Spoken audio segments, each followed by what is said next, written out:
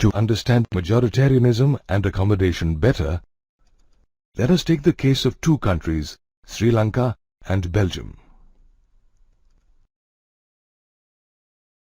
Sri Lanka, with its varied population of 2 crores, is an island country. It has 74% of Sinhala-speaking people who comprise mostly of Buddhists. Out of the remaining population, 18% speak Tamil. This group can be further subdivided into Indian Tamils, who form 5%, and Sri Lankan Tamils, who comprise 13% and are concentrated in the north and east of the country. The Indian Tamils are the descendants of migrant Indian workers who were plantation workers in Sri Lanka. These 18% Tamilians include both Hindus and Muslims. Christians make up the remaining 7% of the population. Sri Lanka used the idea of majoritarianism to handle this cultural diversity. After gaining independence in 1948, the Sinhalese majority attempted to remodel Sri Lanka as a Sinhalese nation-state. In 1956, the Official Language Act, popularly known as the Sinhala Only Act, was enacted. Special policies supporting the Sinhala aspirants for university and government posts were created. Buddhism was made the national religion. These moves augmented a sense of separation in Sri Lankan Tamils, and they felt they were denied political and social equality. Thus, the Sri Lankan Tamils began an upheaval with the objectives of acknowledging Tamil as an official language and to bring about social and political equality and regional sovereignty. By the 1980s, this upheaval grew into a demand for free Tamil Eelam, or state, in northern and eastern parts of the country. This led to a prolonged civil war, causing widespread disorder and extreme hindrance to the development of Sri Lanka. Let us now see how Belgium handled diversity.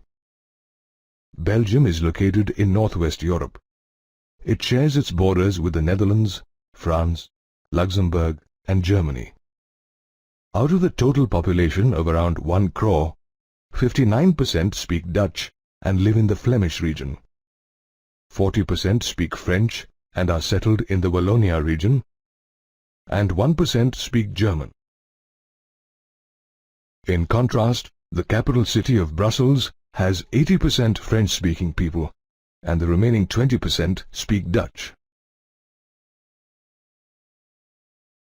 The French-speaking minority in Belgium were wealthy, and the Dutch community hated this, leading to tensions during the 1950s and 60s.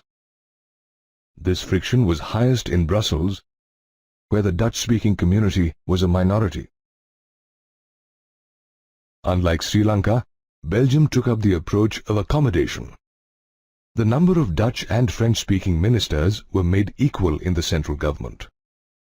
A separate government was established in the capital city of Brussels, with equal representation of French and Dutch-speaking people, under the condition that neither of them could take a unilateral decision. Powers were shared with the state government, which was considered as equal to the central government. A third government, called the community government, elected by community members, dealt with the cultural, educational, and language-associated concerns of the community. The accommodation approach might look difficult, but has been successful in evading linguistic differences within the country. Did you know that the European Union has selected Brussels as its headquarters? This is to highlight the importance of accommodating many communities with various cultures and languages under one body. Thus, Belgium gave regard to the feelings of cultural differences, while Sri Lanka forced its domination over the minority class. Belgium ensured stability through its policy of accommodation, while in Sri Lanka, majoritarianism, even today, continues to be a threat to its unity and growth. Power sharing is always desirable as it lessens conflicts, ensures stability and unity, and enhances citizens' participation. There are two major reasons that make power sharing in a democracy desirable. These are prudential and moral. The first reason of power sharing is prudential, where the constancy of political order is increased by reducing the clashes between social groups. For example, as we studied in the earlier module, Belgium prudently applied the policy of accommodation to ensure stability amongst various culture groups. Did you know that the violent crisis that had paralyzed the African country of Zimbabwe in recent years was brought to an end by a prudent power-sharing deal between the president of the country and his political rivals? They formed a coalition to bring an end to the crisis. The second reason is moral, which emphasizes that the very act of power sharing is valuable. It forms the basis of democracy. In a democracy, power sharing is important not only to those on whom it is exercised, but also to those who exercise it. Under moral power sharing, the government becomes legitimate, responsive, and responsible towards the people, as they are the source of political power. Power sharing can take many forms, but there are four most common ones. The first is the power sharing among different organs of government, such as the legislature, executive, and judiciary. This is called the horizontal distribution of power. Each organ, which holds parallel positions,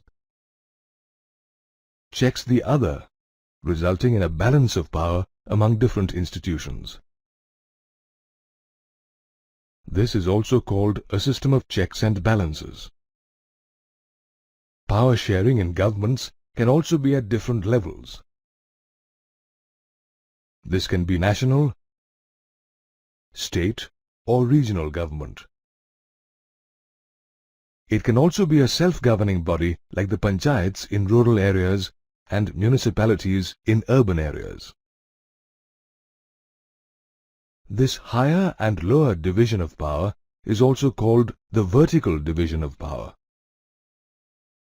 Power sharing in India is not limited to the government, but also present among different social groups, including linguistic and religious groups. In our country, many alienated groups are given reservations in the government. Under these reservations, minority and socially weaker sections are accommodated. Women are also represented accordingly. The reserved constituencies in India is an example of this form. Power sharing is also common among political parties, pressure groups, and movements. When a party fails to get a majority in the legislature, different parties come together to form a coalition government and share power. The UPA government, elected in 2009, headed by Dr. Manmohan Singh, was a result of a coalition of different political parties. In addition, pressure and interest groups, directly or indirectly, influence the government in the decision-making process. Traders, farmers, and industrial workers also can form special interest groups. They have a share in the power by participating in governmental committees or affecting policies through movements.